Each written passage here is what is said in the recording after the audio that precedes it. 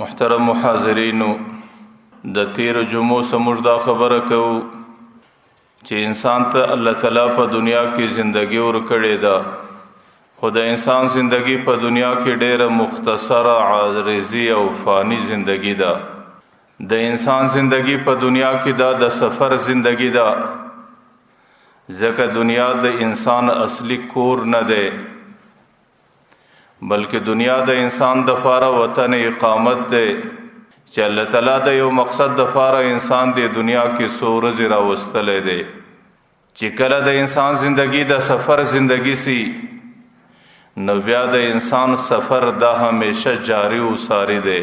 که پر انسان باندې حالت د ورځې که حالت د شپې وي، که پر انسان باندې حالت د غم وي که حالت د خوشحالی وي، که پر انسان باندې حالت د ځوانۍ وي او که حالت د بوډاوالي وي، انسان د دنیا څخه سفر روان دی او هر ورځ د دنیا څخه لرې کیږي او هر ورځ آخرت ته نږدې کیږي. تیره جمعه کې مې درته ویلي وو چې د دې زندګۍ په آخر کې انسان ته چند منازل ګوري چې در هغې منازلو به انسان ځان رسوي. د ټولو څخه اولنی منزل انسان ته د انسان مرګ او قبر دی چې نه معلوم دی منزل کې به بیا د انسان څومره زندگی تیریږي. او دویم منزل دستی آخرت و حساب دی چې هغې به پر انسان باندې په کم شکل باندې تیریږي. او د هغې څخه وروستنی منزل د الله تعالی ملاقات و د الله تعالی دیدار دی چې هغې به کله د انسان نصیب کیږي.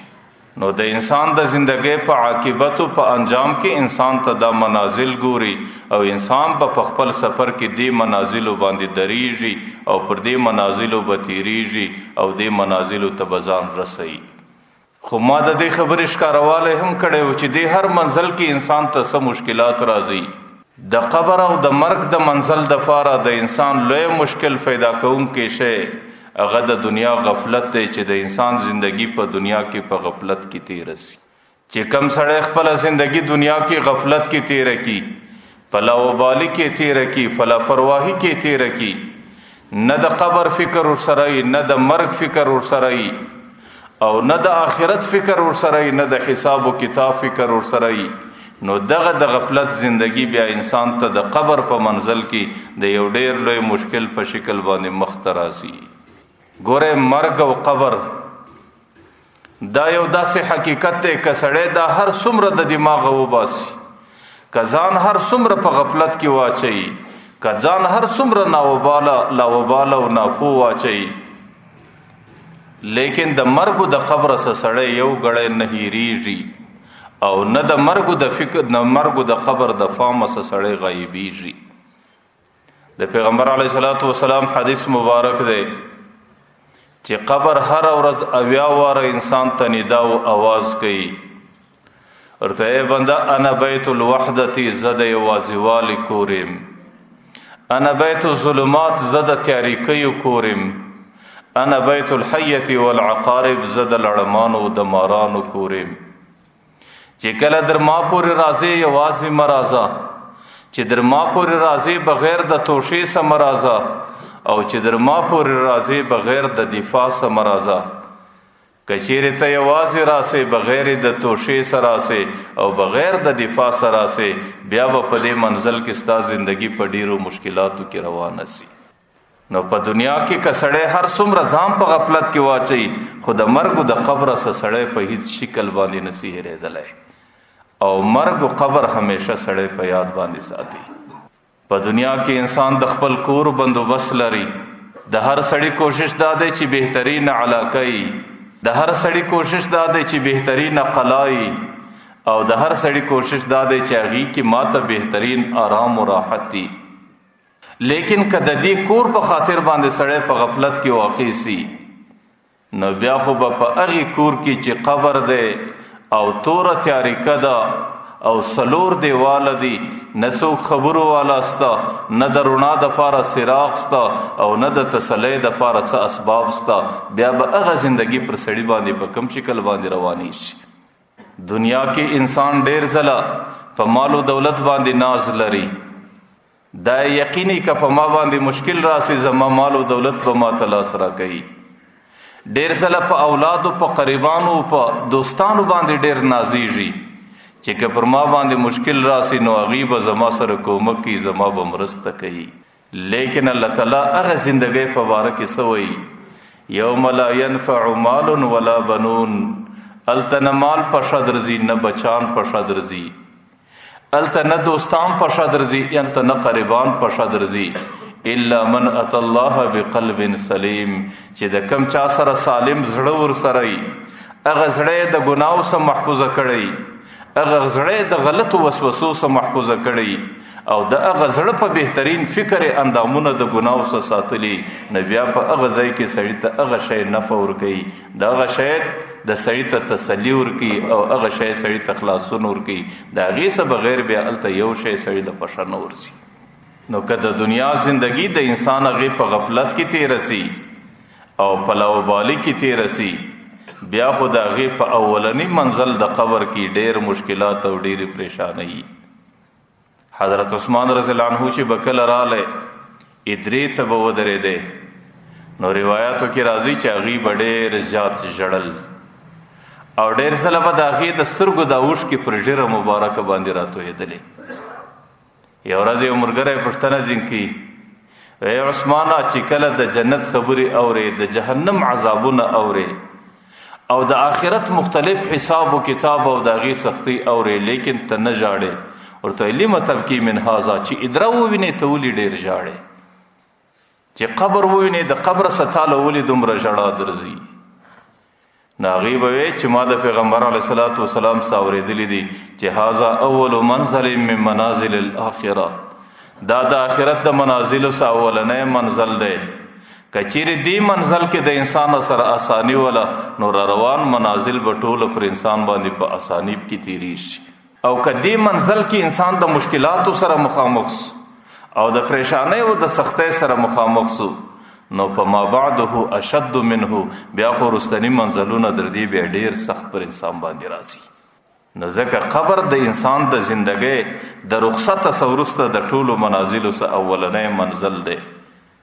او ما درته ویل د دې منزل د مشکلاتو لویه ذریعه د دنیا د غفلت او د دنیا د لاپرواهۍ زندگی ده. یو کتاب کې لیکلي دي چې مځکه پر دوو خلکو ډېر تعجب کوي. یو هغه سړی چې په خپل کور کې نرمه بستره پیدا کړي، او بهترین حجره ده او نرمه بستره ده او بهترین قالین او بهترین توس او د آرامدeh د آرام سره ډک اسباب ځان له برابر کړي، او په هغې کې پیچلی پرېوځي.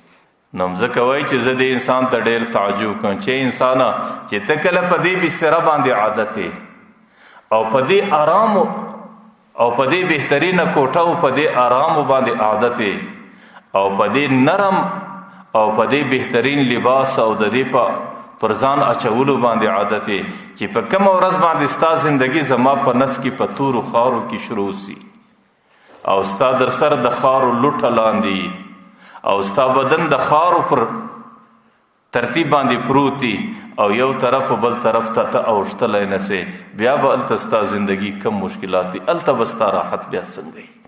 نو چې د دغه راحتونو بدن او د دې بهترین بسترې سره جوړ بدن او د دې راحتو د حالاتو سره عادت بدن، چې د قبر هغه تورې کندې ته، هغه سخت ځای ته، هغه کلک ځای ته ورشوسي، نو بیا به هلته دی د کومو حالاتو سره مخامخ کېږي او د کومو پریشانیو مشکلاتو سره به مخامخ کېږي. نو قبر وایي ځکه وایي چې زه یو پر دې بنده باندې ډېر تعجب کوم، او دویم پر هغه بنده باندې چې هغه د بل بنده سره د مځکې پر یو ټوکړه باندې دعوه یې، یو وایي زما ده بل وایي زما ده. نو مځکه ورته وایي چې زما خو اوس ډېره زمانه سوې ده چې زه جوړه سوې یم، ستاسو څه مخکې هم ډېرو خلکو پر دې دعوې وکړي چې دی ول زما ده دی ول زما ده، لیکن تاسو ورسئ هغوی پر کومه ولاړو، مځکه پر کومه ولاړه، تاسو د هغې انجام اوس معلوم کړئ چې هغه په قبر کې د هغې ذرې په خاورو باندې بدلې دي، لیکن نه زه یو خپله کم نه زه بل خپله کم. نو تاسو د هغې څه عبرت نه اخئ، تاسو د هغې د حالاتو معلومیت ځان ته نه کوئ، او تاسو د هغې فکر تصور نه کوئ.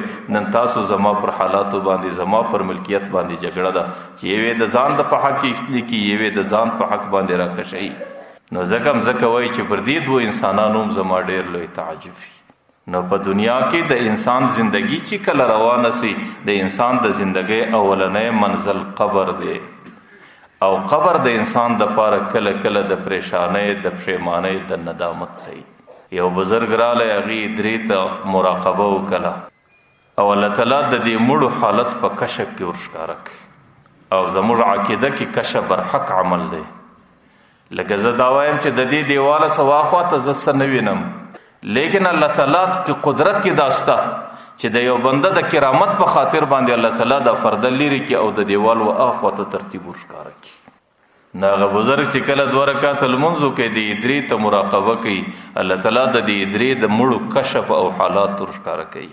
د مراقبې څخه وروسته چې راولاړ سو شاګرد ورته ولاړ دی ورته حضرت دا مړي او دا د درې خلک په کم حالت کې ویني؟ د قسم ورته اخی چې پر دې انسانیت باندې داسې پریشانی داسې مشکلات مسلط دي او هغه مشکلات او پریشانی د دنیا د غفلت په خاطر چې د دنیا په زندگی پسې دوی څومره ارمان کوي چې دنیا زموږ سره څنګه په غفلت کې تیر اسوله. ورته زما په خدای قسم که تاسو د یو مرده ارمان او افسوس پر دې ټوله انسانیت باندې سره تقسیم کړي د دې ټوله انسانیت دماغ به د هغې برداشت نه رانوړي، هغې به ټوله لیونیسي. چې نن په دې قبرستان کې په دې خاموشه کلي کې او په دې کې انسانان په کومه تمنا کې پراته دي او د خپلې زندګۍ متعلق د هغې سره څومره ارمانونه دي، د خپلې زندګۍ متعلق د هغې سره کم ندامت او پښیماني ده چې هغې د دنیا پر انسانانو باندې تقسیم سي. د یو مړي د ندامت او د پښیمانۍ برداشت د ټوله انسان دنیا انسانیت بیا نشي برداشتولی. او چې کله سړی د زندګۍ سره رخصتېږي نو د هغې اولنۍ منزل قبر او په دې قبر کې چې انسان ته مشکلات جوړوي هغه د دنیا غفلت. د دې متعلق ما تاسو ته په تېره جمعه کې ډېره تفصیلي خبره کړې وله. دویم منزل هغه آخرت حساب و کتاب دی. په دې منزل کې چې کوم شی سړي ته مشکلات جوړوي هغه د دنیا محبت، د دنیا تعلق. چې د کم سړي زندگی د دنیا په محبت کې تیر سوا او د دنیا په تعلق کې تیر سوا، بیا خو د دنیا محبت او د دنیا تعلق د انسان حساب و کتاب ډیر درنوي او د حساب و کتاب او د آخرت په دورانیه کې انسان ته د ډیرو پریشانیو او د ډیرو مشکلاتو لار خلاصوي. پیغمبر علیه الصلاۃ والسلام حدیث مبارک دی الدنیا حلو خضر، اے خلکو دنیا ډیره خوږه ده، ډیره زرغونه ده، دنیا ډیره سرسبزه ده، ډیره تازه ده، دنیا ډیره شیرینه ده او دنیا ډیره لذیذه او ډیره خوږه ده. وان الله مستخلفکم فیها، الله تعالی تاسو په دې دنیا کې د نورو خلیفګان راوستلی یاست. ستاسو د نیکونو پیړۍ تیره سوله د هغې خلیفګان ستاسو پلرونه سو او ستاسو د پلرونو پیړۍ تیریدونکې د هغې خلیفګان تاسو یاست او ستاسو پیړۍ چې تیریږي د هغې خلیفګان به ستاسو بچي، چې ستاسو بچي تیریږي د هغې خلیفګان به ستاسو لمسي. الله تعالی نسل در نسل یو د بل پر ځای باندې راولي. د څه دپاره؟ فناظر کیف تعملون. الله صرف په دې دنیا کې ستاسو امتحان اخلي څو ورځې چې تاسو د دنیا سره څنګه زندگی تیروئ. آیا تاسو د دنیا په دوکه باندې په دوکه کې راځئ؟ آیا تاسو د دنیا د غفلت په خاطر په غفلت کې راځئ؟ آیا د دنیا د محبت په خاطر ستاسو خپل آخرت او د الله تعالی ملاقات او د الله تعالی دیدار په کومه درجه کې ریږي؟ نو دا یو حقیقت دی چې دنیا ډیره خوږه ده او ډیره سرسبزه ده او ډیره شادابه ده. نه معلوم چې الله تعالی په دې کې کومه شیریني یشی ده چې کم سړی په دې دنیا کې ویني هغې د دې دنیا طرف ته رغبت دی، د هغې د دې دنیا طرف ته شوق دی او د هغې د دې دنیا طرف ته میلان او محبت دی. او د هر سړي د ورځې او د شپې کوشش هغه د دنیا را جمع کول او د دنیا ډیرول او دنیا د ځان سره خوندي کول. یو حدیث کې پیغمبر علیه الصلاۃ والسلام د دنیا عجیب مثال بیان کړی. پیغمبر علیه الصلاۃ والسلام وایي د پسرلی زمانه ده او باران اوس او د باران په خاطر باندې د مځکه ډیره زرغونه راسي او د مځکې څخه تازه شګیا او واښه راشنه سي، شنګیا راپورته سي او دا ډیره تازه او دی وخت دا ډیره لذیذه او دی وخت دا ډیره خوندوري او حیوانانو دې طرف ته رغبت او میلان ډیری او حیوانانو ته دغه شنګشتیا ډیره خوښي.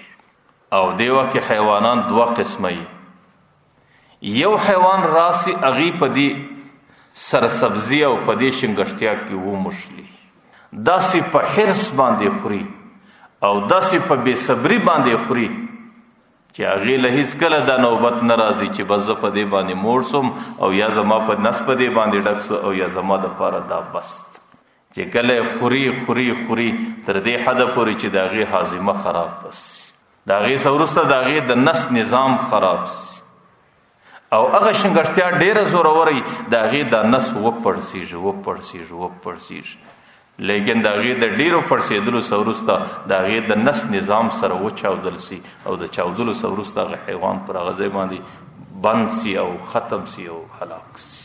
او دویم قسم حیوان چې راسي هغې خوري لیکن چې کله به قدر ضرورت وخوړله د هغې څه وروسته ورسې اوبه وچشي او د اوبو چښلو څه وروسته ورسې په لمر کې لږ ورغړي او چې کله هغه خوراکه هضم سوله د هغې څه وروسته بیا راسي دوباره بیا یو څه خوراک وکړي.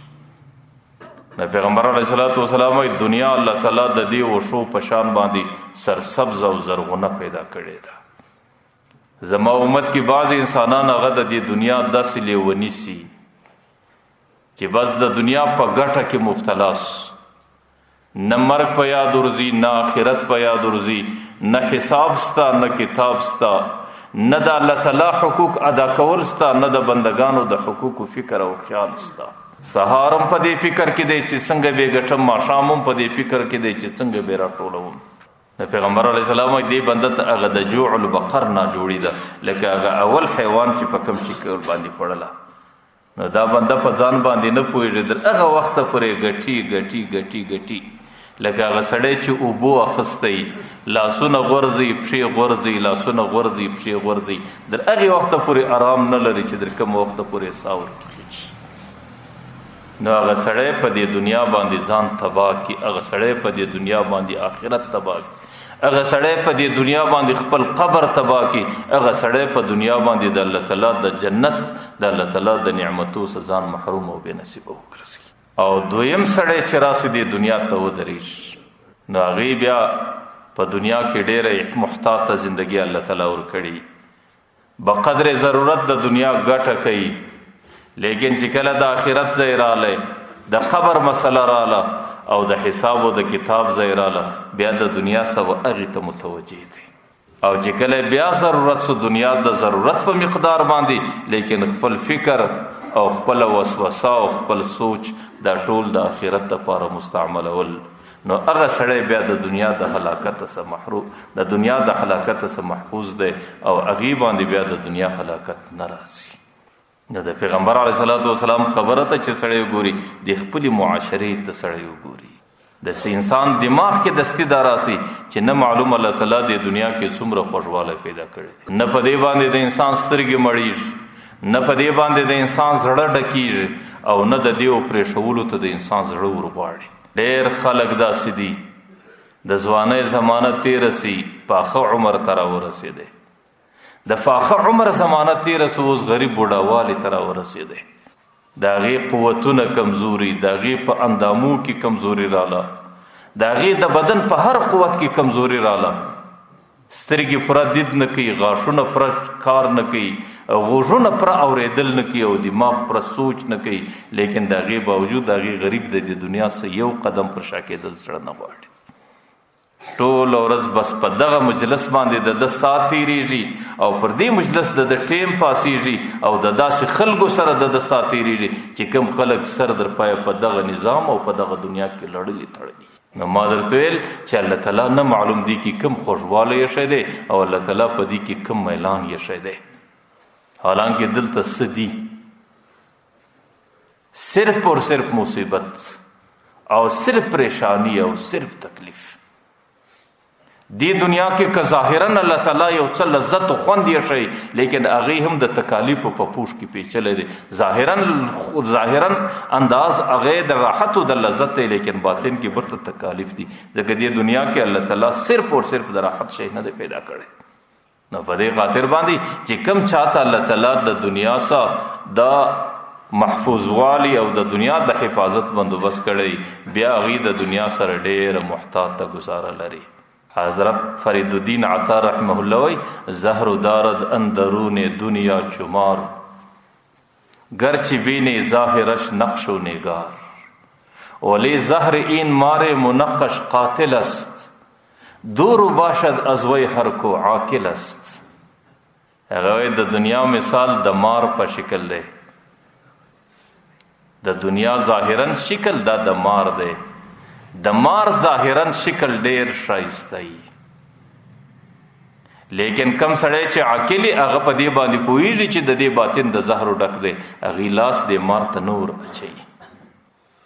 لیکن تاسو یو نادان یو ناپوه بچی و دې مار ته رامخته کوي هغې بیا نه د زارو پروا لري نه د دې مار د نیش پروا لري نه د دې مار د خوړلو پروا لري نه د دې مار د چیچلو پروا لري هغې دغسې بې دریغه دا مار ته لاس ور اچي او د هغې مار نتیجه د لاس ور اچولو دا چې هغه مار یې په نیش باندې وي او هغه نیش نتیجه دا چې بیا د بدن ټوله د زهرو ډکېږي او د هغه زهرو نتیجه دا چې بیا بدن د هلاکت و تباهۍ سره مخامخ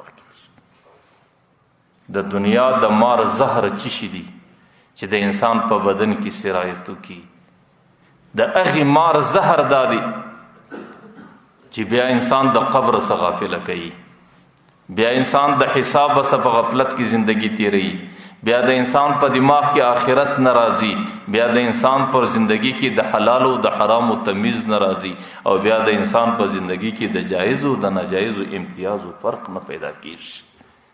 نو په دې باندې سړی پوسی چې دې سړی باندې د مهر زار لګېدلی دي او دا سړی د دنیا مار په نیش باندې ولی دی او د دې د بدن اندامونه ټوله د زهریله موادو سره ډک کړي دي. پیغمبر علیه الصلاۃ والسلام وایي چې دانا سړی یا شیخ فرید الدین عطا رحمه الله وایي چې دانا سړی بیا هغه دی چې هغې د دنیا سره ډېر ځان ګوري ځکه دنیا دار من لا دار له دنیا د هغه چا کور دی چې هغې کور نه لري الدنیا دین من لا دین له دنیا د هغه چا دین دی چې هغه بل دین نه لري او ویجمع من لا عقل له چې کوم چاته الله تعالی کامل عقل نه ورکړي هغې د دنیا په تلاش او محبت کې ټوله زندگی سر ته رسوي. او په دې خاطر باندې چې انسان کله د دویم منزل د قبر سور پورته سي د اول منزل د قبر سور پورته سي دویم منزل حساب و کتاب دی او دی حساب و کتاب کې انسان ته مشکلات هغه د دنیا تعلق جوړي او هغه حساب و کتاب کې مشکلات انسان ته د دنیا محبت بیا جوړي. ځکه پیغمبر علیه الصلاۃ والسلام حب الدنیا رأس کل خطیئه په دنیا کې چې د انسان سره څومره جرمونه او نافرمانی کیږي د هغې ټولو بنیاد د هغې ټولو در شا چې کوم قوت ولاړ دی هغه د دنیا محبت دی. تاسو د معاشره کې ګورئ غل ولې غلا کوي ځکه د هغې د دنیا سره محبت دی. یو سړی په خپل تجارت کې درواغ ولې وایي ځکه د هغې د دنیا سره محبت دی. یو سړی په خپله زندگی کې مسلمان ته دوکه ولې ورکوي د هغې در شا چې وګورئ د دنیا محبت دی. نو بیا خو د دنیا محبت دا داسې زهر دی چې د انسان په بدن کې سرایت وکړي بیا د انسان زندگی دا ټوله د تباهۍ او د هلاکت سره مخامخ کوي او د هغې هلاکت او د تباهۍ اثرات دا د آخرت په مقام کې د حساب په میدان کې بیا سړي ته ښکاره کېږي. زموږ اکابرو کې چې چاته الله تعالی دنیا ورکړې وله هغې دنیا د اسباب او د دنیا اسباب او د دنیا مالونه هغې د آخرت د غفلت دپاره نه استعمالول د هغې په ذریعه باندې هغې خپل آخرت نه تباه کوئ د هغې کوشش دا و چې د هغې په ذریعه باندې خپل آخرت د آبادۍ سره مخامخ کړي. مدینه منوره کې صحابه دي د صحابو زندگی ده او زندگی د پیغمبر علیه الصلاۃ والسلام په تربیت کې ده. ډېر ځله بعضې نوي صحابه دي د هغې سره پیغمبر علیه الصلاۃ والسلام ډېره ښه زندگی تیروي ځکه هغې ته تألیف قلب په خاطر باندې چې د هغې زړونه اسلام ته لږ مایله سي نو چې کله به یو خبره وله پیغمبر علیه الصلاۃ والسلام به په هره مسله کې د هغې سره ډېره نرمي کوله چې د اسلام څخه نفرت پیدا نسی او د اسلام څخه ستړي نسی. مدینه منوره کې یو نوجوان صحابي دی نوی اسلام قبول کړی دی او مدینه کې د کجورو د خرماو د درختو باغ دی او په دې باغ کې د یو بل انصاری صحابي چې هغه مسلمان دی، زوړ مسلمان دی، د ده څه مخکې اسلام قبول کړی دی، د هغې یو لس درختې ورننوتلي دي. نو هغه نوجوان صحابي چې نوی مسلمان سوی دی، هغې چې د خپل د باغ د حفاظت لپاره دیوال وي، دا دیوال کږوالی پیدا کوي. نو برای هغه انصاری صحابي ته ډېرې زارۍ وکړې، ډېرې خواستې وکړې چې دا ستا د باغ لس درختې پر ما خرڅ کړه. هغه انصاري بوډا صحابي دی، د هغې په دماغ کې دا خبره نه راځي، په هیڅ شکل نه تیارېږي. آخر هغه نوجوان صحابي چونکې نوی مسلمان دی، رالی پیغمبر علیه صلات وسلام باندې یو ناز کوي، ورته یې د الله رسوله که چیرې ته د دغه صحابي څه ماته دا لس درختې راواخې او د دې په خاطر باندې زما د باغ دیوال سیده سي، نو بیا خو به ستا پر ما باندې ډېر لوی احسان ني او زه به په دې عمل باندې ډېر خوشحاله سم. ما درته ویل پیغمبر علیه صلات وسلام چونکې د دې صحابو ډېر خیال ساتئ، ځکه د مؤلفت القلوب چې دی نوي مسلمانان سوي او مسلمان د اسلام طرف ته پیغمبر علیه السلام د دوی د مینې او د رغبت د زیاتوالي ډېر کوشش کاوه. پیغمبر علیه صلات وسلام هغه بوډا صحابي راوغوښتی، هغه بوډا صحابي ته اول ځل خبره کوي، ورته سړی دا مسلمان نوی مسلمان دی او الله تعالی اسلام ورته نصیب کړی دی او تا ته د دې خپلو درختو پوره قیمت درکوي، نو زه تا ته یو خواست کوم چې دا درختې پر دې صحابي باندې خرڅ کړه. ما درته ویل هغه صحابي چونکې بوډا صحابي دی، د هغې په دماغ کې نه راځي. د دې بوډاګانو کله کله د عمر تقاضایي یا د دماغ کمزوري ډېرې خبرې چې پر کومه خبره باندې دی ودرېدی، بس بیا در دی د هغې خبرې څه اړول او اوښتل دا ډېره مشکله مرحله وي. د مابین کې به زه یو لطیفه په یو کتاب کې لیکلې، و یو بوډا ډاکټر ته راغلی، طبیب ته راغلی، نو هغې ته یې شکایت وکړې، ورته حضرت زما د سترګو دید کم دی. هغه ورته بوډا دا د عمر تقاضا ده، د بوډاوالي تقاضا ده. دویم شکایت ورته کوي، وایي زما د غاښونه ورځ په ورځ رژېږي. هغه بیا ورته بوډا دا د بوډاوالي تقاضا ده، دا د عمر تقاضا ده. دریم ځل بیا بوډا ورته وایي چې ولاړ سم پر سترګو مې توره شپه او تیارې راسي. هغه بیا ورته وایي دا د بوډاوالي تقاضا ده. څلورم ځل به ورته وایي دا بوډۍ مې هم درد کوي. د هغې سره بل جواب نسته. اخر بوډا په غوسه سو، وایي ته خو هر څه زه درته وایم ته دا د بوډاوالي تقاضا ده. هغه طبیب ورته ویل بوډا دا ته چې په غوسه یې دا هم د بوډاوالي تقاضا. نو ما درته ویل د دې بوډا کله په خبره په دماغ کې په سمجھ کې نه راځي، هغه د عمر تقاضا ده، د دماغ د کمزورۍ علامه ده. خو بهرحال پیغمبر علیه صلات وسلام هغه بوډا صحابي راوغوښتی، ورته دا نوجوان نوی په اسلام مشرف سوی دی، که د ده سره د احسان کولو په خاطر باندې دغه لس درختې ورکې، نو ستا به ډېر احسان یې پر ما باندې په پوره قیمت یې ورباندې خرڅ کړه. هغه بوډا صحابي ورته یې د الله رسوله دا ستا امر دی که مشوره راکړه، که مشوره ده. پیغمبر علیه صلات وسلام ورته امر خو نه دی، د ځانه سره مشوره وکړه، په خپل اختیار یې ورکړه.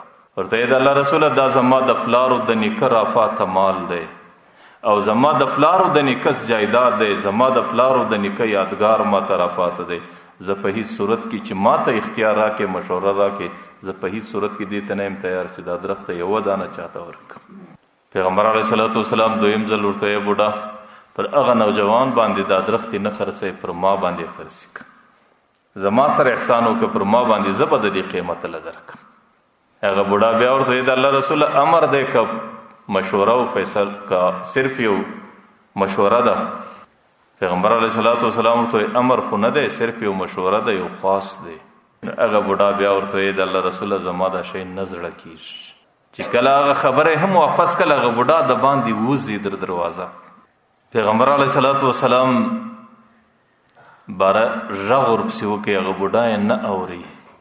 ورته یې بوډا که دا لس درختي دغه نوجوان ته ورکې، د دې په مقابل کې په جنت کې زه ستا د باغ ضمانت اخلم، په جنت کې زه ستا د کور ضمانت اخلم. هغه بوډا نه واورېدله. یو بل صحابي دا خبره ژر پسې ور وځغلوله. د باندې هغه بوډا ته په غوږ کې ویل چې اخرنی پیغام د پیغمبر علیه صلات وسلام دا دی که د دې لسو درختو در سر تیر سي، نو زه ستا دپاره د جنت د کور ضمانت اخم، زه ستا دپاره د جنت د باغ ضمانت اخم. هغه بوډا چونکې پیغمبر علیه السلام نه ویني، ما درته ویل د بوډا دماغ دی ورته لا حاجت لی، زما دی خبرو ته ضرورت نسته، زما خپل درخت دي زما په یو شکل نظر کیږي. د مجلس کې یو بل صحابي ناست دی، حضرت ابو دحدح د مدینه منورې ما الله صحابي دی. هغه چې کله د پیغمبر علیه الصلاۃ والسلام د زیر او ضمانت واورېده، د استراله پیغمبر علیه الصلاۃ والسلام ته وی یا رسول الله هذا خاصه له ام لعامه المسلمین، دغه ضمانت او زیر چې ته پیښې دا خاص دی بوډا ته وای که دا عام مسلمانانو ته دا وای؟ که خاص دغه بوډا دا درخت تا ته درکې د تعالی جنت کې کور ضمانت ته اخی، او قبل چا د لس درخت و تا ته راورسولې دا غي د پارم ستا ضمانت دی. پیغمبر علیه الصلاۃ والسلام ورته د بوډا دغه لس درخت چې هر چا در ما پورې راورسولې د دې ملکیت زما لاس ته راورسوي، یا د دې نوجوان ملکیت لاس ته ورسوي، دا غي ټولو د پاره زدا ضمانت اخلم. هغه سړی دستي راووته په بوډا پسیس، چې کله بوډا کور ته ورسېد د دروازه ور وټکوله. بوډا چې کله راووته د کور سره نو ورته ته ما پیژنې؟ بوډا ورته زه خو دې نه پیژنم. ورته زما نوم ابو دحدح دی. ابو دحدح د مدینه منورې مشهور سړی و، هغه ورته یو مستانو اوریدلی دی. ورته زه هغه سړی یم چې په قبا کې، قبا د مدینه منورې د یو اول طرف محله ده، او زه هغه سړی یم چې په قبا کې زما زر درخت باغ دی، او په ټوله مدینه کې زما د باغ مثل څوک نه لري. بوډا ورته یو بالکل مې اورېدلی دي، ستا د باغ غوندې باغ په دې ټوله مدینه کې نشته. ورته بوډا یو سودا در سره کوم، دا لس درخت رانسم. بوډا اول انکار کوي چې د لسو درختو خرڅلاو ته حاضر نه یم. ورته بوډا د مدینه منورې د قبا د زرو درختو باغ ستا په ملکیت کې رالی، صرف دا لس درخت ما ته راکړه. د بوډا زړه دستي ولاړ سو، او بوډا ډېر خوشحاله سو، دستي سودا کولو ته تیار سو. هغه لس درختې ورکړلې، او د هغې څه وروسته هغه خپل باغ یې د ده څه تسلیم کړي. دی چې کله رالی پیغمبر علیه الصلاۃ والسلام ته ډېر خوشحاله دی. ای د الله رسول، لس درخت ستا په ملکیت کې دي، چې په کم چا باندې وقف کوي ستا اجازت، زما د طرف اجازت. پیغمبر علیه الصلاۃ والسلام د خوشحالۍ څخه مخ سروس، او پیغمبر علیه الصلاۃ والسلام دستي ورته ویل ابو دحدح د جنت د کور او د جنت د باغ ذمہواري دي ما اخیستې ده، زه پر خپله ذمہواري باندې ولاړ یم. ابو دحدح چې د مسجد نبوي سره ووته، رالی د باغ قبال رالی، او په باغ کې کور دی. د باغ اصلي یو طرف ته ودرېدی، نارې کې ام دحدح د کور والا وه. ولته یو ځل در ما پورې ځان راورسوه. هغې چې کله در ده پورې راورسېدله، ورته ما خو د دې باغ سودا کړې ده، نور نه دا باغ زما دی، نه ستا دی، نه زما د بچو دی، نه ستا د بچو دی. ورته زما زړه دومره لا نه غواړي چې زه په دې باغ باندې در دې خونه او در دې کوره پورې در ننوځم، زه پر دې ځای درته درېږم. نور دا باغ پردی دی، خپل بچان در لاس ونیسه، خپل تورې پر دې وژه باندې واچوه، در ما پورې راځه، ما او تا به د استوګنې دپاره بل ځای پیدا کړو. هغه زنانو ورته وایي چې څنګه سودا دې کړې ده؟ ورته دا مې د جنت د کور او د باغ په مقابل کې سودا کړی دی. د هغه زنانې په سترګو کې اوښکې راغلې. ورته والله ان هذا اليوم لخير ایام عمرک، په خدای قسم نن مې په داسې حالت کې ولیدې چې ستا سره مې څومره زندګي تېره سوې ده، داسې بهترینه ورځ کې مې نه وې لیدلی لکه نن چې مې په کومه بهترینه ورځ کې ولیدې، چې څومره د بهترینه سودا کړې ده، او څومره بهترینه د معامله کړې ده، او د دنیا د یو معمولی باغ چې د هغې څو ورځې زندګي ده، د هغې په مقابل کې تا د جنت دایمي باغ رانیولی دی. نو هغه زنانه په ډېره خوشحالي کې ځي، هغه خپل توري او بچان در لاس راونیسي او بیا یې راباسي او د هغې څه وروسته راسي. نو چې کوم چا ته الله تعالی دنیا ورکا، او د کوم چا په نصیب کې الله تعالی دنیا ولیکله، هغې دنیا د آخرت د تباهۍ ذریعه نه جوړوله، هغې دنیا د آخرت د هلاکت ذریعه نه جوړوله، هغې دنیا په داسې شکل باندې استعمالوله چې په دې سره زما آخرت برابر سي، په دې سره زما جنت برابر سي. د دې دنیا په ذریعه سره الله تعالی ماته په جنت کې کور را نصیب کړي، او د دې باغ بجای ماته الله تعالی په جنت کې باغ را نصیب کړي. زموږ بزرګانو لیکلي دي دنیا کې چې الله تعالی چاته پیسې مال او دولت ورکړي، دا دوه رقمه خلک دي. بعض خلک مالداران دي، مالدار هغه سړی دی چې هغې دنیا کې 3 عمله وکړو. یا دنیا وخوړله، یا دنیا واغوستله، او یا دنیا صدقه کله چې د هغې په خاطر آخرت. دا سړي ته مالدار ویل کېږي. لیکن د دې سما سوا چې نه پر ځان باندې پیرزو کېږي، نه پر عیال باندې پیرزو کېږي، نه د ځان پر لباس باندې زړه کېږي، او نه پر آخرت او پر نفقه او صدقه باندې زړه کېږي، دا غریب صرف چوکیدار دی، دې ته مالدار نه ویل کېږي. او تاسو اورېدلی دي چې کله په مال کې ګټه راسي نو د مال ګټه بیا مالک ته رسیږي، او که نقصان راغلی د هغې بدله د چوکیدار اخیستل کېږي. نو د دې مال او دولت څخه چې کوم څوک ګټه اخلي دا هغه څوک بیا اخلي چې دا کوم چا ته ورپاتېږي. لیکن که دې دنیا کې ګډوډي راله او په دې دنیا کې هغه خلکو غلط استعمال وکړي، او یا دنیا د ده د لاسه هغو ته ورپاته سو، هغو غلط استعمال کله، بیا خدای چوکیدار دی، د قیامت په میدان کې حساب د چوکیدار څخه اخیستل کېږي. نو ما درته ویل بعضې خلک مالداران دي، بعضې خلک چوکیداران دي. نو د دانا او د هوښیار علامه دا ده چې هغې د ځانه سه د دنیا د تعلق په خاطرو د ځانه سه مالدار جوړ کړي. دا نه معنا چې د ځانه سه صرف د دنیا چوکیدار جوړ کړي. او الله تعالی دنیا عجیبه جوړه کړې ده چې د دې دنیا په لږ همت باندې الله تعالی د آخرت ډېره لویه اساني انسان ته کوي. حضرت ابو جعفر دا د مالک ابن دینار شاګرد دی. هغې واقعه د خپلې زندګۍ را نقل کړې ده. جعفر ابن محمد وایي زه یو ورځ د بصرې په کوڅو کې د حضرت مالک ابن دینار سره ملګری وم، او مالک ابن دینار د بغداد د ټولو سلوی ولی و په خپل عصر کې.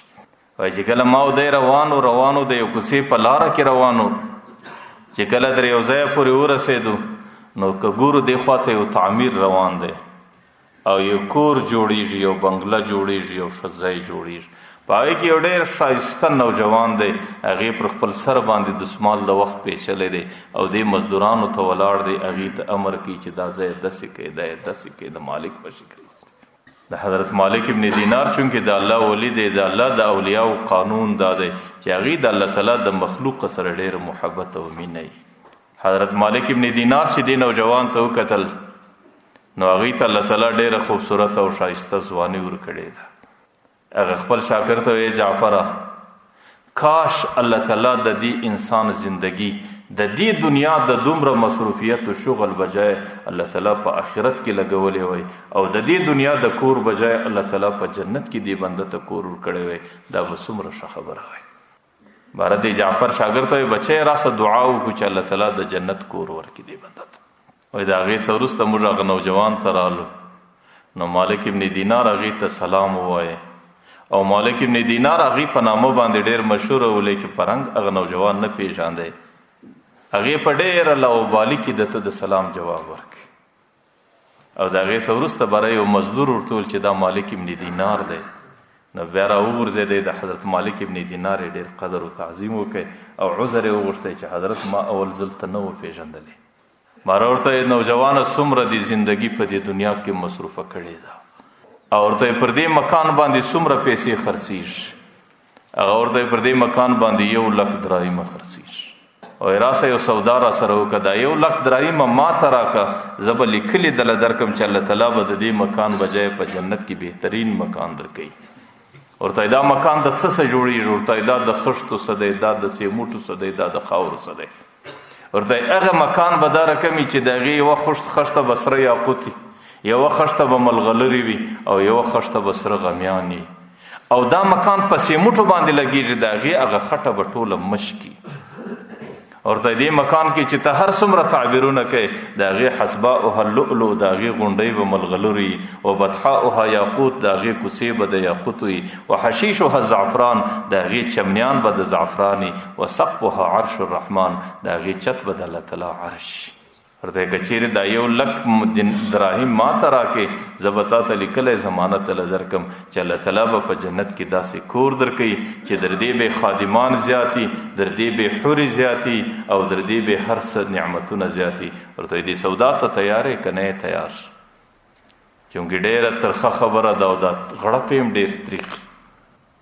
هغه نوجوان ورته حضرت ما ته د یوې شپې مهلت راکړه، زه به نن شپه په دې خبره کې لږ فکر وکړم او سبا به زه تا ته د دې خبرې جواب درکړم. حضرت جعفر ابن محمد وایي زه چې کله د خپل استاد مالک ابن دینار سره رالم کور ته چې د شپې آخره حصه سوه، زه سره وشورولم او لاسه د هغه نوجوان دپاره دعا وکړو. حضرت مالک ابن دینار لاس پورته کړی او د لاس پورته کېدو سره سره د دې سترګو څه اوښکې راغلې. یا الله دا ستا مخلوق دی، دا ستا بنده دی، دا ستا عیال دی، او یا الله تا دې ته ډېره بهترین ځواني او بهترین حسن ورکړی دی، او یا الله د دې دپاره د جنت د کور ضمانت غواړو، د جنت د کور بندوبست غواړو. چې دعا وسوله سهار نو حضرت جعفر ابن محمد وی چې زه د مالک ابن دینار سره پر هغه لار باندې را روان یم چې رالو هغه نوجوان د ډېره وختي څه په انتظار د هغه خپل مکان په دروازه کې ناست دی. چې کله موږ ورته ودرېدو نو هغه نوجوان مخ له راولاړ ما راوی حضرت هغه سودا ته تاسو تیار یې که نه یې؟ مالک ابن دینار ورته بالکل تیار شي. هغې د خپلې غوټې څه 1 لک دراهم ورته کښېښول او د دویمه جیبه څه دستي قلم راوکښی، کاغذ یې راوکښی، ورته پر دې باندې ضمانت راولیکه د جنت د کور. مالک ابن دینار ورته ولیکل چې دې نوجوان ما ته 1 لک روپۍ د الله د دین په خاطر باندې راکې، یا الله زه د دې د جنت د کور ضمانت اخلم چې جنت کې به دا رقم کور دی نوجوان ته ورکول کېږي. باره هغه پرچه باندې مالک ابن دینار خپل دستخط وکړی، د هغې څه وروسته یې پرچه کت کړله، ده ته یې ورکړل، هغه پیسې راواخیستې. جعفر ابن محمد په خدای قسم خوري چې ورځ د مالک ابن دینار په روژه باندې وه چې د هغې د روژه مات در وخته پورې په دې ټولو دراهمو کې 1 دراهم نه دی پاته سوی چې د هغې د روژه مات بندوبست به سوی وی، چې هغه ټوله صدقه سو، هغه ټوله سره ولاړ. وایي چې کله څه زمانه تېره سوه 40 ورځې بعد مالک ابن دینار چې په کوم محراب کې لمونځ کوي، دې محراب کې د سجدې پر ځای یو پرچه پرته ده چې راپورته کله هغه پرچه باندې یو طرف ته د مالک ابن دینار هغه خط لیکلی دی او پر بل طرف باندې په نوراني خط باندې لیکلی دی چې د هغې د رنګ احساس او فکر سړی نشي کولی، معلومیت یې نشي کولی. پر هغې باندې دا لیکلی دی چې کم ضمانت چې مالک ابن دینار د جنت د هغه نوجوان اخیستی و، د الله د طرفه فرشتې هغه خط راوړی چې هغه ضمانت موږ پوره کړی، هغه نوجوان ته موږ کور په جنت کې ورکړی. مالک ابن دینار چې کله هغه وکتله پر ډېر حیران سو. جعفر ابن محمد ما ته وایي چې ته راځه ور ولاړ سو، دا پرچه خو موږ هغه نوجوان ته ورکړې. وایي چې کله رالو د هغې د کورو مخ ته د فاتحې د هغې د کورو مخ ته ګڼه ګوڼه ده او دنیا راټوله ده، او چې کله مې پوښتنه وکړه نن دوهمه یا اوله ورځ ده چې هغه نوجوان وفات سوی دی. څنګه وفات سو؟ زموږ او ستاسو عرف دی، پر هغې دوره راله، پر هغې پلانکی مشکل راله، پلانکی مشکل راله. مالک ابن دینار پوښتنه وکړه چې دې بنده ته غسل چا ورکړي؟ نو هغې دستې هغه غسل و کفن والا را حاضر کړي، ورته یې د هغې د غسل و د کفن لږ کیفیت راته بیان کړه. مالک هغه نوجوان ورته وایي چې هغې ما کله په کفن کې د زکندن پر وخت هغې یو پرچه ماته راکړله، ول چې ما ته کله غسل راکوی، ما ته کله کفن راکوی، زما په کفن کې به زما سره دغه پرچه ایښتی. مالک ابن دینار هغه بنده ته وایي چې هغه پرچه پېژنې؟ هغه ورته یې مالک ابن دینار د جیبه څه پرچه ورښکاره کړ، ورته دا پرچه خو به نه وي. هغه ورته زما په خدای قسم چې بعینه دغه پرچه و. نو باره مالک ابن دینار قریبانو ته ویل چې دې بنده د الله تعالی د رضا په خاطر باندې 1 لک دراهم خیرات او ما هغې ته د جنت ضمانت لیکلی و، الله تعالی ما ته هغه پرچه د فرشتې په خاطر د قبر سره ورسوله، د هغې پر شا دا لیکلی دي چې هغې ته هغه ضمانت ورکول سو. د هغې څه وروسته یو نوجوان ژر را وغورځېدی، مالک ابن دینار ته وایي چې زه 2 لکه دراهم در کوم خو پرچه راولیکه. مالک ابن دینار ورته وایي چې بس هغه زمانه د پرچې نوره تېره سوه. د الله تعالی نیک بندگان کله د هغې د جذباتو په خاطر په یو خاص حالت کې د هغې د خولې څه یو لفظ ووځي. د مسلم شریف حدیث دی، پیغمبر علیه السلام وایي رب اشعث اخبر، ډیر خلک داسي چې بدن په خاورو باندې لړلی او ژر او سر د خاورو سره ډک کي او ستړی ستومانه او ستړی رنګي لیکن الله تعالی د هغې د خولې څخه یو لفظ وباسي، لو اقسم علی الله لابره، که دی د دنیا پر نظام باندې یو قسم واخلي، الله تعالی د دنیا نظام ورته اړوي، لیکن دی په قسم کې بری کوي. الله تعالی کوشش دا کوي چې پر د قسم وانه وړي. حضرت مالک ابن دینار ورته وایي چې دا یو وخت هغه تیر سلو، او د دې څه وروسته که ما ته هر څوک دومره پیسې راله راکړي، هغه پیسې بیا نه زه د جنت ضمانت لیکلی سم، او نه څه پر دې باندې خامخا باور لرم چې څه به د هغې د پیسو په مقابل کې هغې ته د جنت ضمانت لیکم. نو مقصود مې دا دی چې زموږ په منازلو کې موږ ته آخرت ډېر عظیم منزل دی، او حساب و کتاب ډېر عظیم منزل دی. او قرآن کریم وایي کان مقداره 50,000 عامه، چې یوه ورځ هلته پر موږ باندې تېرېږي د هغې مقدار 50,000 کاله دی. او په هغې منزل کې موږ ته مشکل، او په هغې منزل کې موږ ته پریشانی پیښوونکي اشیا، هغه د دې دنیا تعلق، د دې دنیا محبت، او د دې دنیا لیونی د ځانه جوړول، دا بیا هلته سړي ته مشکلات لري. پیغمبر علیه الصلاۃ والسلام ته چند نوجوانان صحابه رال، هغې د پیغمبر علیه الصلاۃ والسلام څخه پوښتنه کوي، ورته یا رسول الله من اکیس الناس و احزم الناس، دې دنیا کې عقلمند سړی څوک دی، هوښیار سړی څوک دی، دانا سړی څوک دی؟ د عقلمندو د دانا علامه به په دې دنیا کې موږ څه وینو، او هغوی به پر څه پیژنو؟ پیغمبر علیه الصلاۃ والسلام ورته من اکثر ذکرا للموت و اکثر استعدادا للموت، چې کم سړی د خپل آخرت یاد ډېر لري، چې کم سړی د قبر توره کنده د دماغ نه باسي، چې کم سړی د الله حضور ته پیښېدل او خپل قبر او خپل زکندن او مرګ راتلل د دماغ نه لرې کوي. پیغمبر علیه الصلاۃ والسلام وایي دغه خلک عقلمند دي، اولئک الاکیاس و اولئک الاحزام، من اکثر ذکر للموت و اکثر استعداد للموت، چې کم سړی مرګ و آخرت ډېر یادوي او زندگی د مرګ و آخرت په استعداد برابرولو کې تیروي. نو پیغمبر علیه السلام ورته اولئک الاکیاس و اولئک الاحزام، دا خلق عقلمند دي، دا خلق دانا دي. ذهبوا بکرامت دنیا و شرافت الاخره، د دنیا کرامت د آخرت شرافت و عزت الله تعالی دغه خلقو ته ورکوي، چې بیا به د قیامت میدان په عزت باندې پر دې خلکو تیریږي، او د عزت په شکل به الله تعالی د رسوایۍ څخه محفوظه کوي، او د خوشحالۍ په شکل به الله تعالی د پریشانۍ څخه محفوظه کوي، او د اسانۍ په شکل به الله په قیامت کې د مشکلاتو څخه محفوظه کوي. چې کم سړی د دنیا زندگی د آخرت په فکر کې، د آخرت په ذکر کې، د آخرت په یاد کې ور باندې تیریږي. نن زموږ د غفلت څه حال، زموږ د معاشرې څه حال، د کم غفلت، د غفلت په کمو کندو کې انسانیت پروت دی. چې کم سړی دکاندار دی، هغې د خپل ورځې سهار هغه په دې باندې شروع کوي چې نن به زما سودا څومره، نن به زما ګراک څوک، بس د هغې سره دا غم و دا فکر دی. چې کم سړی د کارخانې او د میل مالک دی، نن به زما سامان څومره برابرېږي، نن به ما ته اډر څومره، نن به زما مال څومره تیارېږي، بس دا د ورځې ابتدا ده. چې کم سړی نوکرپېشه انسانان دي، د بل مزدور دی، د بل خادم دی، نو هغې د خپلې ادارې او د دفتر په فکر کې ټوله ورځ ټوله شپه تېروي، او هغې د خپلې ورځې ابتدا د دې څه شروع کوي. او زنانه غریبه هغې باندې چې سهار راسي، بس د دې فکر دا دی چې نن به کور څنګه صفا کېږي، نن به د کپړو وینځل سره کمي، نن به د کور سالن څنګه وي، زه به نن د کور خدمت په کم شکل باندې کوم چې د کور انسانان د ځانه خوشحاله وساتم، چې خاوند مې هم خوشحاله سي، خو سر مې هم خوشحاله وي، خواښې مې هم خوشحاله وي. بس دا هغه د دې د ورځې ټیم ټیبل یې بولې، هغه د ورځې نظام الاوقات د انسانانو نن دغه دی. ماښام چې کله راسي، بوډا ته چې ګورې هغې و غوږ ته ریډو نیولې د دې خبرونه اوري، نوجوان ته چې ګورې هغې و مخ ته ټلیفون نیولی دی، د ګیمونو فیسبوک دي، او زنانې باندې چې نظر وکړې هغې و غوږ ته ټلیفون نیولی دی، د قریبانو سره لګیا ده، د خپلو همزولو د خپلو دوستانو سره لګیا ده. نو د هغې ورځې د ورځې نظام الاوقات او ټیم ټیبل یې دای، او د شپې دی دای.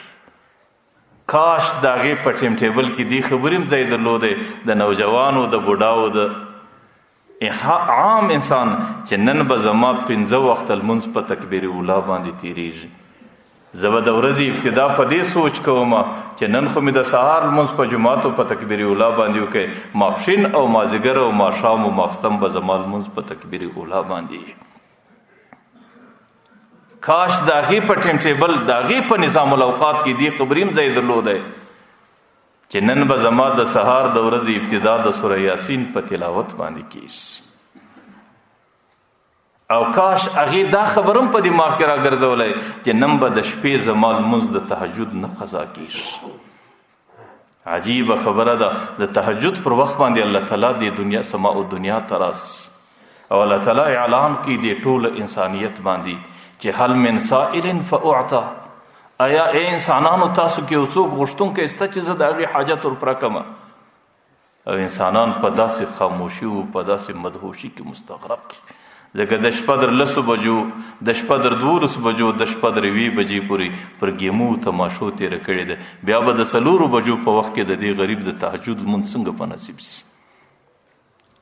نو دی د الله تعالی هغه اعلان ته لبیک نسی ویلی، دی د الله تعالی هغه اعلان ته خپله بیداري نسی ښکاره کولی، لیکن چې سهار سي بیا د شکایتونه دي، کاروبار مې پر مخ باندې نه ځي، نفقه مې پر مخ باندې نه ځي، په توانو کې یم، په قرضو کې یم، دا ضرورت مې نه پوره کېږي، دا ضرورت مې نه پوره کېږي.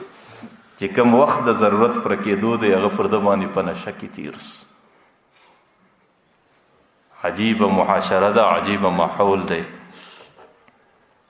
دی امت باندې یو داسې وخت تیر شوی دی چې کله به د شپې په آخره حصه کې د دې قوم په کډلو په آبادیو کې روان وي، د دې خروسه به د قرآن کریم تلاوتونه راوتل، لکه هغه د مچمچي بڼاره داسې به د قرآن تلاوت، نارینه به هم په تلاوت کې وه، زنانه به هم په تلاوت کې وله، او د دې مشر به هم په تلاوت کې و، کشر به هم په تلاوت کې و، ځوان به هم په تلاوت کې او بوډا به هم په تلاوت کې ولو. دا هغې د دې قوم ښې شپې وي چې بیا الله تعالی د دې قوم دومره عزت کاوه چې د مسلمان قوم امر الله تعالی پر دې هواګانو چلاوه، الله تعالی پر دې غرو باندې چلاوه، د مسلمان قوم حکم الله تعالی پر دې دریابو باندې چلاوه. بیا د ځنګله حیوانان دې ته تیارېدل چې بیا به د مسلمان د حاکم خبره د ځنګله حیوانانو منله، لیکن چې کله مسلمان دې حال ته راورسېدی چې هغې کله د الله تعالی د غوښتنې حالت دی او چې کله ته پر دې باندې رالی ستا به عقیده داسې چې یاره زه پر یو قبرستان باندې تېرېږم، انسانان داسې په غفلت کې خاموشه پراته. بیا خو مسلمان قوم ډېر ستړی قوم سو، بیا خو مسلمان ډېر ذلیل قوم سو، بیا خو مسلمان رسوا قوم سو، بیا خو د مځکې پر مخ د مسلمان د زنانې بغاره ده، د مسلمان د بچي بغاره ده، د مځکې پر مخ د مسلمان وینه تویږي، لیکن د الله تعالی حضور کې یو بیشته قدر نه لري، ځکه الله تعالی په دې باندې د مسلمان یو ذره مدد کومک نه کوي. مسلمان پر خپلو ترتیباتو باندې نه دی پاته. نن مسلمان کوشش دا دی چې زه دنیا د ځانه څه د ځان دپاره جنت جوړ کړم، زما زنانه دی په دنیا کې زما پر مزاج برابرې، زما کور دی زما پر مزاج برابرې، زما سوارلی دی زما پر مزاج برابرې، او دغه رقم زما زندگی دی زما پر مزاج برابرې، چې کم شان دله په جنت کې تیار کړي الله تعالی دی دی په دنیا کې ځان لغواړي. حالانکه د دې جنت وعده خو الله تعالی د مرګ بعد کړې ده، او دا دنیا خو ستا دپاره جیلخانه ده، په جیلخانه کې سړی د شکور تمه نه لري، په جیلخانه کې سړی د ښې زنانې تمه نه لري، او په جیلخانه کې سړی د راحت او د اسانۍ تمه نه لري. پیغمبر علیه الصلاۃ والسلام حدیث دی و اعمل للدنیا بقدر بقائک فی، دنیا کې دومره محنت وکړه چې دنیا کې د څو ورځې زندگی ده، او واعمل للآخرة بقدر بقائک فیها، د آخرت لپاره دومره زندگی تیره کړه چې آخرت څومره زندگی درته ګوري. زما استاد د دنیا زندگی 40-50 کاله، او د دې څه وروسته د قبر زندگی ما او تا ته ګوري. دې قبر کې زه کله وایم د آدم علیه السلام د وخت څخه 7000 کاله کېږي خلک په انتظار کې پراته دي چې کله به د قوم لفظ راته کېږي او قیامت به کله راولاړېږي. د دې څه وروسته ما او تا ته منزل د آخرت ګوري، او د آخرت یوه ورځ 500 کاله، حدیثو کې 80,000 کاله راغلی ده. نو دنیا کې چې څومره زندگی درته ګوري، نو د هغې نه محنت د دنیا دپاره کوه، د دې څه وروسته چې په هغه منازلو کې څومره زندگی تیرول درڅه غواړي، د هغې دپاره دومره آخرت زندگی تیروه. پیغمبر علیه الصلاۃ والسلام حضرت ابوذر ډېر بزرګ صحابي دی، او پیغمبر علیه الصلاة والسلام به ځان ته ډېر نږدې کاوه. یو ورځ ورته یا ابوذره مخکینی سفر روان سفرونه ډېر اوږده دي، توشه در سره واخه بې توشي چې روان نه سې. ورته یا ابوذره د شا بوج او بار لږ سپک در سره اخه، مخکینی دره ډېره دشوار ګزاره ده، په اسانه پر دې دره باندې تېرېدلی نه سې. ورته یا ابوذره عمل لږ صفا او خالص در سره واخه، مخکینی چې کم باریک بینه خلک، کم تلاشي کوونکي خلک دي، هغه ملایکې دي، هغه ډېرې باریک بینه دي، د هغې څه کوټ او دغلفن مال نسي تېرېدلی. نو ورته سفر ډېر اوږد دی، بې توشې مه روانېږه، او سفر دره ډېره سخترینه او دشوار ګزاره دره ده. هر سړی خپل بوج پر خپل ملا باندې وړي. ورته بوج لږ سپک که بیا مشکلات راځي. او ورته عمل لږ صفا در سره واخه، مخکینی کې چې کوم چینونه تا راګرځي هغه ډېر باریک بینه دي، د هغې څه ګډوډه عمل نسي تېرولی. ام دردا یو زنانه ده، د هغې خاوند ابودردا دی. ما خپل خاوند ابودردا ته ویلې ابودردا ته ولې مزدوري نه کوي لکه عام خلک چې کوي؟ ته ولې تجارت نه کوي لکه عام خلک چې کوي؟ ته ولې خواري نه کاږې لکه عام خلک چې کوي؟ وایي هغې به ما ته ویل ما د پیغمبره څه اورېدلي دي چې د دې انسانیت پر روان سفر کې یو سخترینه دره ده چې د آخرت دره ده، چې د کم چا بار دروند دي او چې د کم چا وزن زیات، د بار وزن یې زیاتي، نو هغې پر دې دره باندې په اسانه نسي تېرېدلی. نو ځکه زه د خپل ځان بار نه درنوم. نو ځکه زموږ او ستاسو مخ ته آخرت دی او د آخرت ترتیب دی، او د آخرت په ترتیباتو کې انسان ته مشکلات، د دنیا محبت او د دنیا تعلق. الله تعالی دې دا مذاکره قبول کړي. دا یو خبره مې کوله چونکې هر چاته دا ور معلومه ده چې د بارانونو ډېره نیستي ده او پر دې قوم باندې کاختي ده، او د هغې دپاره پیغمبر علیه الصلاة والسلام د استسقا طریقه بیان کړې ده. نن ماپښین به اوس د لمانځه سبا د مولوی غني صاحب په مدرسه کې غالبا د استسقا ترتیبي، نو چې سړی ځان ورسره شریک کړي دا به ډېره ښه ده.